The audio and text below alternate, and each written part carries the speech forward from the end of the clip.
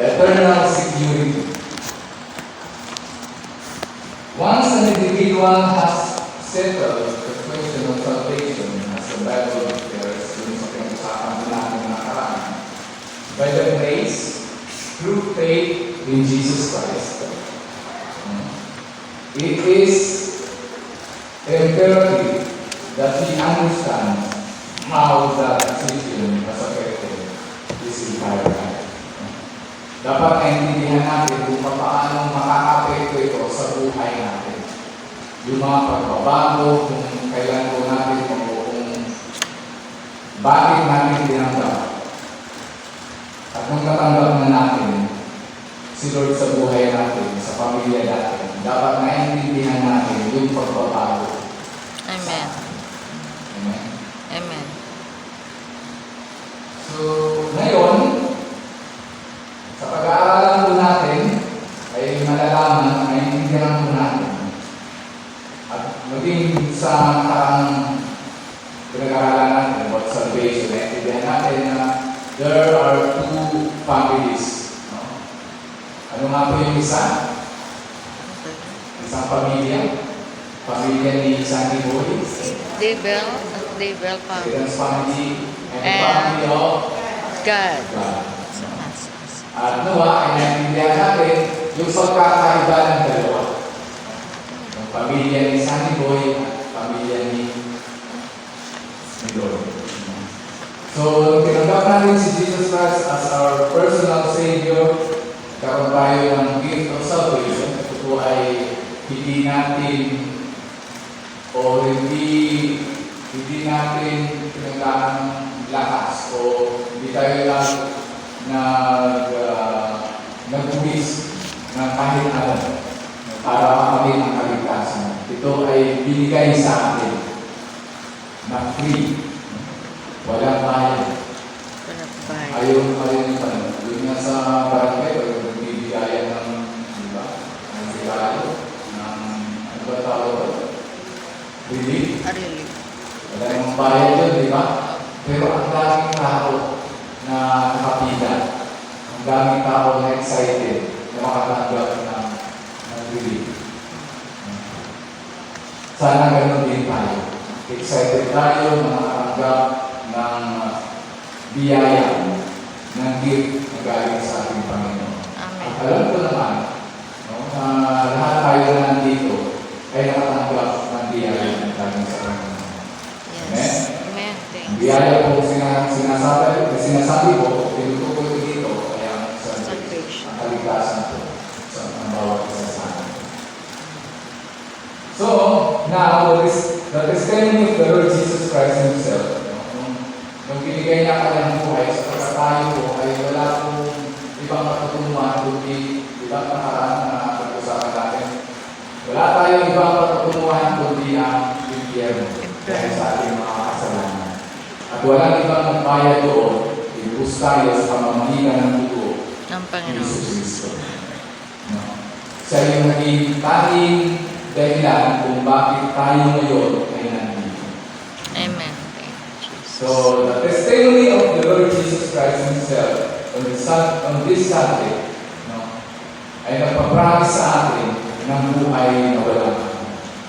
Sabi ba nga sa John 14:6, I am the way, the truth, and the life. No one comes to the Father except through me. Ibig sabihin, walang ibang daan, o walang ibang pwede tayong gawin para tayo ay makatanggap o tayo ay makatanggap ng Diyos, kundi ang tanggapin lamang si Jesus Christ sa buhay natin. Dahil siya lamang ang daan. Hindi po si yung nasa Mindanao na nakulong. Hindi ko kilala Hindi yun. ko kilala yan. Hindi ka kilala. Hindi rin yung hindi yung iba.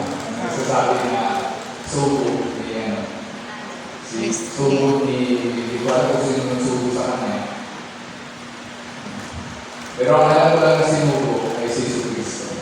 Yes. Para tayo magbuo sa ating mga pagkakasama. Amen. And through that, yung promise ng Diyos na eternal security, eternal life, ay natupad dahil kay Jesus Christ. Jesus Christ promises that him that commit to me, I will in no wise cast out. So hindi na siya mapapabilang, hindi na siya mapapaalis. No? Huwag dito. Kung ang sino man na tinanggap ang Diyos, ang Panginoong Kristo. God will not cast you out of His family under any circumstances. Tayo po, nung pinanganak tayo dito sa mundo, dala-dala natin yung Diyan ka lang. Hayaan mo lang siya. ng tatay. Tatay natin. Ako po bilang isang anak ng tatay ko, dinala ko yung apelido ng tatay ko na Siso. Hayaan mo lang. So, walang ibang walang ibang sino man na pwede kumuha ng apelido. Dahil yun ay binigay sa akin ng tatay. Ganon din yung salvation. Dahil ganon din yung kaligtasan. Walang ibang pwede kumuha sa inyo na. No. Dahil yan ay binigay sa inyo na po sa atin ng ating Panginoon Jesus. So walang ibang makakapalaya sa atin sa pamilya ng Panginoong Diyos. Dahil tayo ay tinanggap ng Panginoon. So John 10 verse 27 to 29, ito ay nagbibigay linaw sa atin na walang tao can cause you to lose your salvation because God your Father is greater than all men. Walang sino man, walang tao na makakakuha o kukuha ng salvation natin dahil yan ay ibigay sa atin ng Panginoon. Yes, sir. Can I do something to lose my salvation? Meron ba akong magagawa para mawala sa atin yung kaligtasan? Sabi dito, salvation is by grace through faith and not by works. Hindi po sa gawa. Hindi po yung pagluluhod, yung paglalakad na nakalo, papuntang altar. Hindi yung makakaligtas sa atin. Ang kaligtasan po ay binigay sa atin ng Diyos.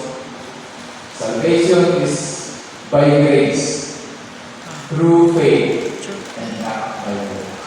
Sa pamamagitan ng pananampalataya po. Kung wala kang pananampalataya sa Diyos, kung wala kang pananampalataya kay Jesus Kristo, ibig sabihin, wala kang kaligtasan. So sino po dito ang naniniwala at may faith, may paniniwala sa ating Panginoon Jesus sa ating. Sino po yung mga nagtiniwala kay Jesus? So yung iba, wala. Kasi ayaw magkasi. Because given to us through faith and not by works. It is a gift from God. Ito po yung regalo ng Diyos. And no man can lose the salvation of his own doing because no man has earned the salvation of his own doing. Hindi po ito sweldo na magkatrabaho ka muna bago ka bibigyan ng salvation. Hindi po yan. Ito po ay usang loob na binigay ng Diyos. Wala nang kapalit. Ay meron pala. May kapalit. Ang kapalit lamang ay magtiwala ka lang. You should have faith sa ating Panginoon for you to have salvation. Amen? Amen. So Galatians, makikita rin po sa Galatians chapter 3 verse 10 and James chapter 2:10. Ito po yung nagsasabi sa atin that we have to do anything to earn or keep salvation. We would lose it easy. Yet, in 2 Timothy chapter 1 verse 12 assures us it is Jesus Christ who gives us and not ourselves. Hindi po tayo, kundi ang Panginoong Kristo, Jesus Christ, who gives us. Is there anything else that can cause me to lose my salvation? Meron po bang mga bagay na mag-focus para mawala po yung salvation sa atin? Romans chapter 8 verse 38 to 39 says, "For I am persuaded that neither death, life, angels, principalities, powers, or things present, no, ay magpupos na mawala po sa atin yung salvation. There's nothing. Wala po. Death, you cannot lose it when you die. Kung mamamatay na tayo sa mundo ito, hindi po mawawala yung salvation natin. Yung life, yung angels, yung principalities po na tinutukoy dito ay yung spiritual realm. Yung kampo ni Sanibol, ni Satanas. Or even powers, or things na meron tayo in the present. Things to come, height, or lalim, nor any other creature shall be able to separate us from the love of God, which is in Christ Jesus our Lord. So tayo po, bilang isang mananampalataya po kay Kristo, wala pong makakaagaw niya, wala pong makakakuha niya sa inyo. Wala pwedeng sino man na pwedeng kumuha niya sa inyo. Yan ang binigay po ng Diyos sa bawat isa sa atin. Amen? Amen. Because your relationship with God is now a father and son relationship by birth. In John chapter 1, verse 12-13, no matter what I may do, I am my parents' child. Kapag kaanak ka pagkahantaw ako, anak ako ni Marshall, walang sino man ang pwedeng magsabi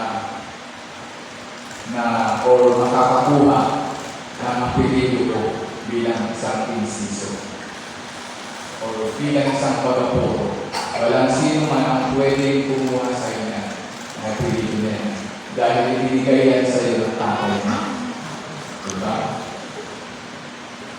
So, ganun din yung pagiging anak ng Diyos. Walang sino man ang pwedeng kumuha niya. Kahit si Satanas, hindi niya pwede o wala siyang karapatan na kunin niya sa iyo. Diba? So once we are